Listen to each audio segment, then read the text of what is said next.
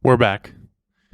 We are so back. Hello, everybody. My name is Chris, and welcome back to another episode of my sports podcast. That is my cat, Chloe.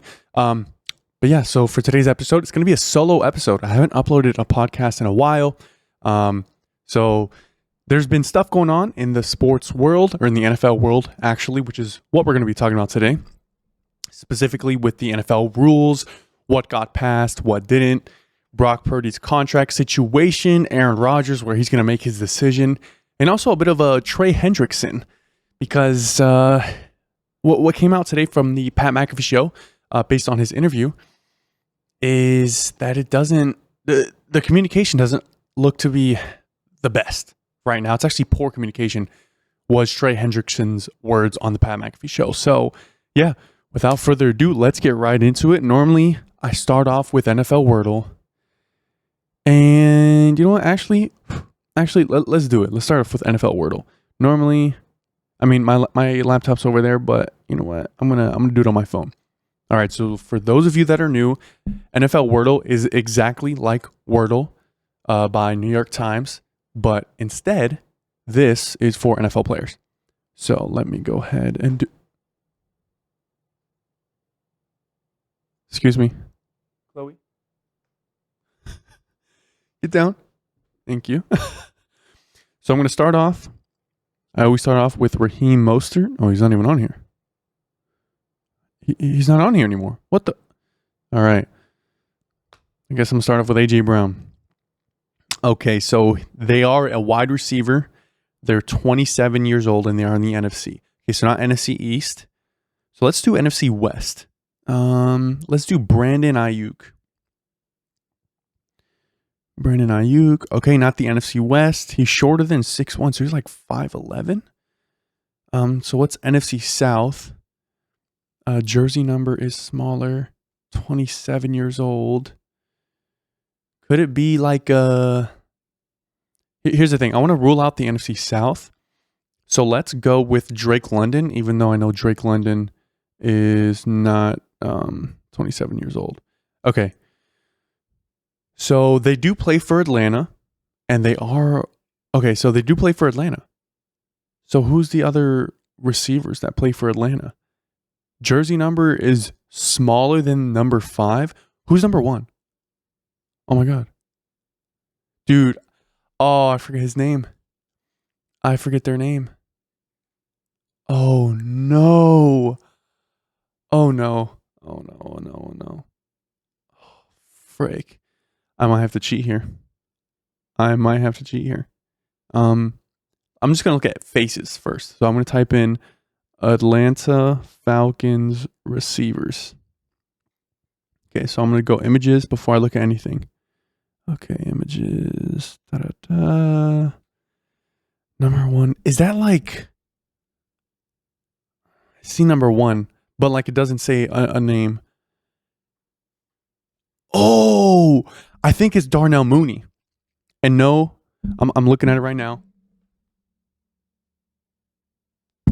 What I'm scrolling, what you guys just saw, there's no names on it. It's just jersey numbers and faces. So I think it's Darnell Mooney. Let's type it in here. How's the lighting? Good. Okay. Darnell Mooney. Bingo. There we go. Okay. I like that. I love it. Perfect. All right. Let's go ahead and screenshot this. It's going to be from the iPhone this time. Screenshot. And now we have it. Okay. So to get into today's episode, like I said, first thing we're going to talk about is the NFL rules, because at the time of this recording, a day or two ago, the NFL had their team owners meeting in Palm Beach in Florida, and they do this annually where they go through, they meet up, and they also talk about different rules, and they vote on them to see what should get passed and everything like that. So first of all, I'm going to talk about the things that got passed, and then the things that did not get passed or failed. So number 1 is I think this is by far the most important rule that needed to be passed, and it's very crucial. It's that in the NFL, in the regular season, heading into overtime, both teams now get a possession regardless of what happens. So it's not if you drive down the field and score a touchdown, game's over. No, that's not the case anymore. I think this is such a crucial rule because, sometimes a team can just drive down the field, score, game's over, and you don't even get a chance, and that can dictate, a season, if that. So at least given a chance for both teams to touch the football, regardless of what happens, at least is a lot more fair. Now, it should be the original proposed, or the original proposition. I don't even know if that's the right verbiage. Let me restart that sentence here. Okay. What's the word? I don't know. So what was originally proposed was that the NFL, God, I'm messing up my words. So what was originally proposed was 15-minute overtime. But the NFL said, no, we're going to do 10-minute overtimes and both teams get possession. So that's really good. And, it happens. That rule was already implemented in the postseason where it's like really important. But now it's implemented in the regular season, which I think is just really huge. I'm such a huge fan of that. So yeah. Number 2 that got passed is replay assist got expanded. So that's really, really huge. Now let me break that down. So this guy that was on Good Morning America, Good Morning Football, he was I forget his name, but he just got a role at ESPN. He just came over, and I think he was at that team meeting and was interviewing people or something like that, or he got reports from it.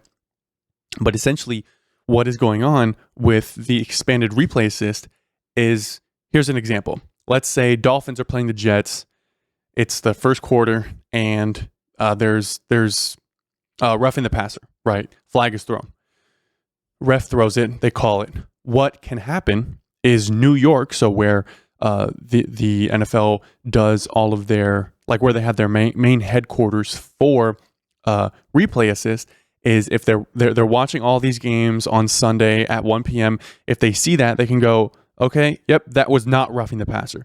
So then they can call in, they can say, hey, pick that flag up. That was not a flag. Okay. So that is how replay assist is being expanded for the refs to help assist. But now let's say, for example, same scenario, but the refs don't throw the flag and it should have been roughing the passer. Replay assist cannot say, hey, throw a flag. Okay, they can't do that. They can only assist when a flag is being thrown or has already been thrown, is when they can put their input and say, hey, no, pick that up. That wasn't a flag. So I think this does more good than it does bad, even though you're going to miss some calls. Now you may see more refs throwing more flags because if you throw that flag and you're like, oh, I'm not sure if it was, people in New York can chime in and be like, hey, nope, that wasn't a flag, pick it up, boom, and you have a better call. Or late in the game, I know people like to hate on the Chiefs fourth quarter. If there's a flag thrown, it's pass interference. Oh, a bunch of fans, that wasn't pass interference, Chiefs rigged.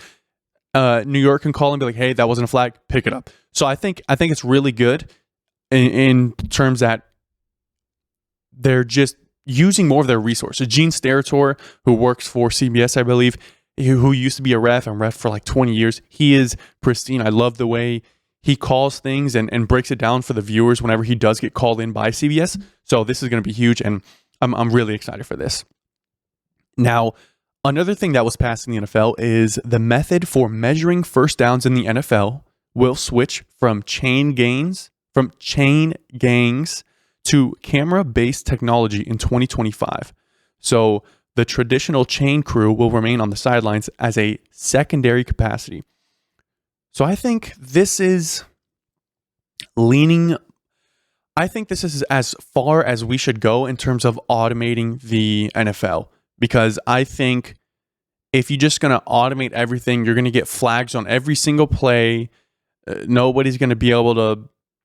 Football just won't be the same. You just need humans calling the game. There's literally a penalty on every single play. It's just not called. So if we automate that, it's just not going to be football as we know it anymore, unfortunately.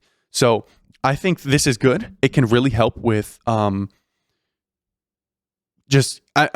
saw it a little bit last year. Like replay assist determined that this was a first down. So the chain gang will also really, or the automated stuff will really help with that. Let me read it one more time too. So I think it'll be more accurate in terms of possibly where to spot the ball as well. I know sometimes, humans aren't perfect and the refs aren't perfect, but they try their absolute best. I think they spot the ball pretty well, but could always see, areas of improvement everywhere. So I like that. That's a good one. And now, one of the last things that got passed was a touchdown now goes to the 35-yard line. Now, I think this is great. Originally, on Twitter, I saw a bunch of people saying, oh my God, this is horrible. NFL, no fun league, blah, blah, blah. I think this is great. This forces more kickoff returns. Now, you may be thinking, how is that going to force more kickoff returns? Now, let me explain. So, with the new kickoff, the NFL had implemented last season and the new kickoff formation, there is a landing zone. It is between the 1-yard line, or the goal line, and the 20-yard line, if I'm not mistaken. If you kick the ball in the landing zone, the team has to return it, okay? If you kick it in the end zone and they take a knee, then it comes out and it's a touchback, it will come out to the 35-yard line. So what this does is this forces more teams, more kickers to kick the ball into the landing zone for those teams or for those returners that to have to return it. So I think the kickoff return rate is going to go up by at least 15 to 20%, depending on how good your special teams is. But I really like this. I like how the NFL is really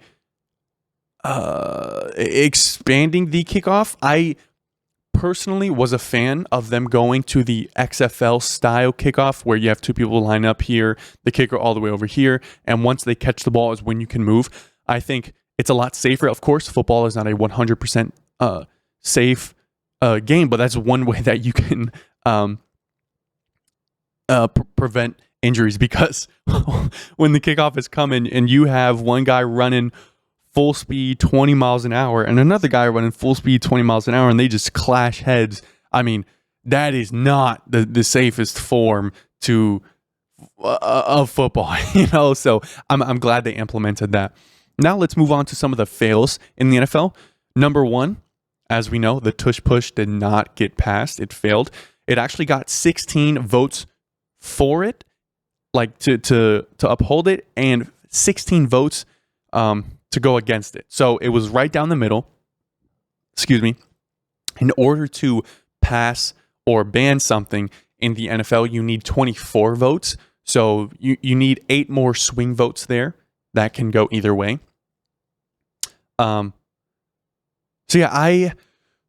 Here's the thing that I've said and I've been on the record for saying, and my opinion has not changed.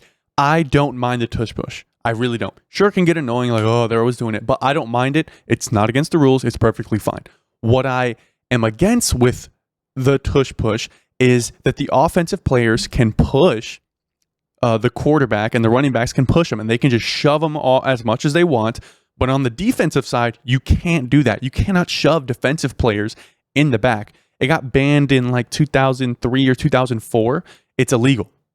So all I'm saying is, it's not fair because the defense cannot push their own teammates in the back. Now, if the defensive players were able to do that, then I'd be like, why are we trying to ban the tush push? Like, that's stupid, But I can see why people want it banned, because it's just unfortunately not fair in terms of rules for the offense and rules for the defense. It's just plain and simple. So, I mean, the Eagles have something going because they're one of maybe 2 teams.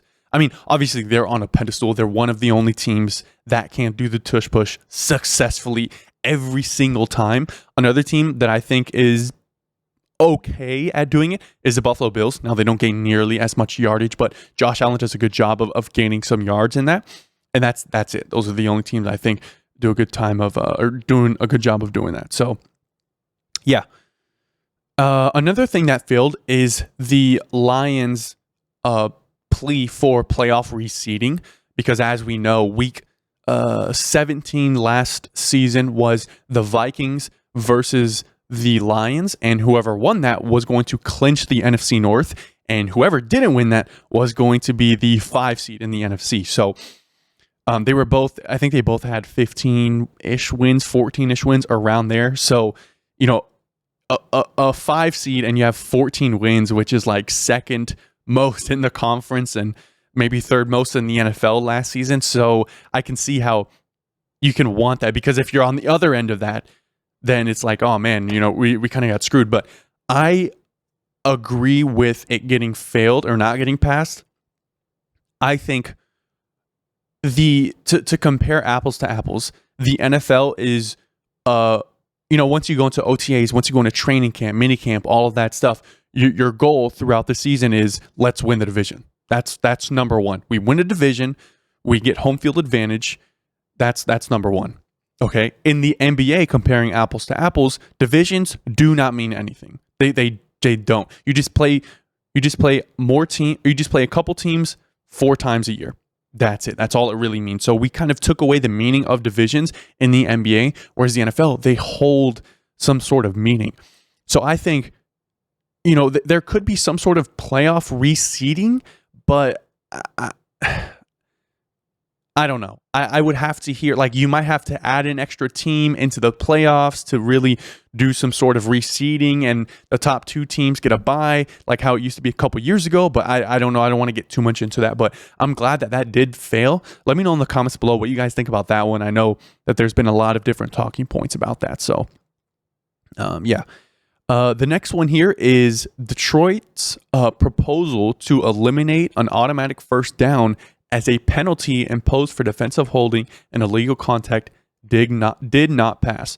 So meaning, in the NFL, if there's illegal contact or if there's pass interference, it is an automatic first down. They want to eliminate that, and I agree. I'm a very unbiased person. That's how you guys know me. That's, you guys watch my channel. That's what you see. So I want to eliminate that. I don't like how I think it should just be a 5-yard penalty, to be honest, or don't make it a spot foul.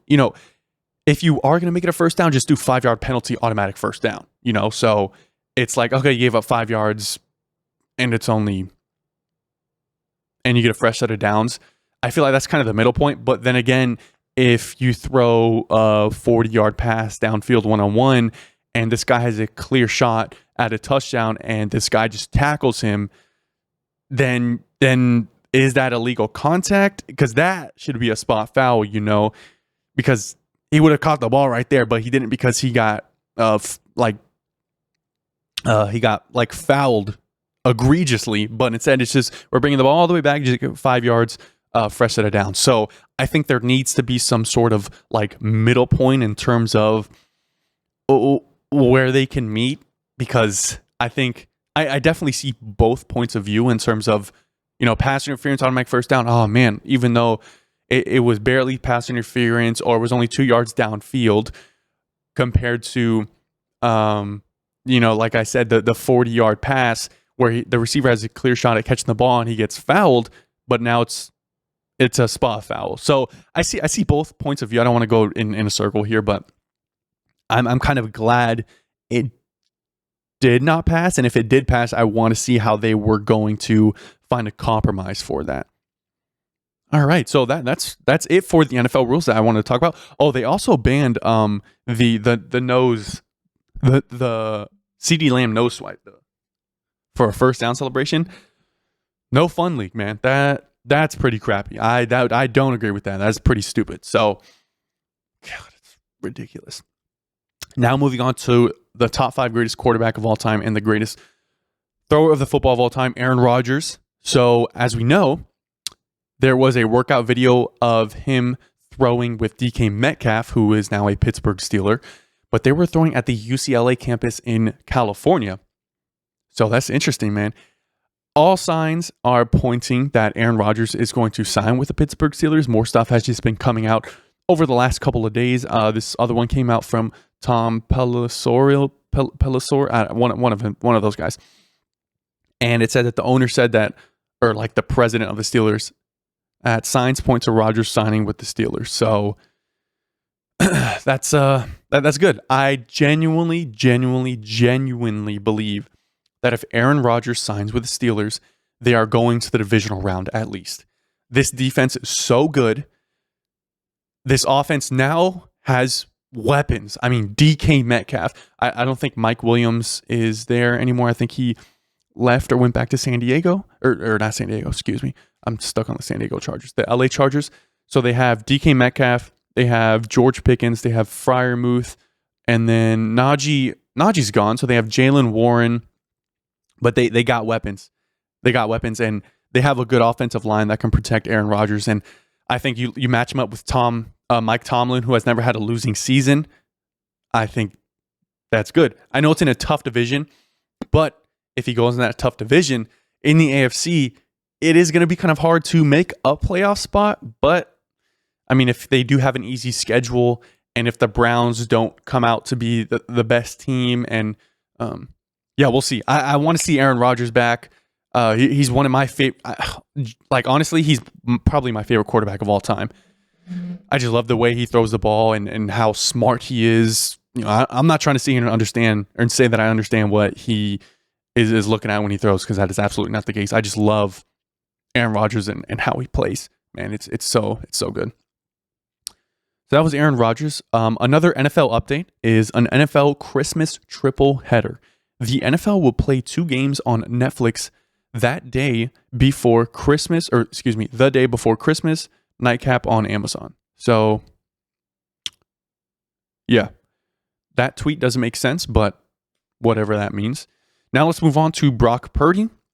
So there's stuff going on with his contract. You know, there was at the end of last season, are they going to extend him, or going to give him, new contract extension? What's it going to be? Then they ended up paying Brandon Ayuk. Christian McCaffrey goes down. Bunch of injuries on the team, and they don't make the playoffs. So they either miss the playoffs or they make it to the NFC Championship game or the Super Bowl. There's really no in between.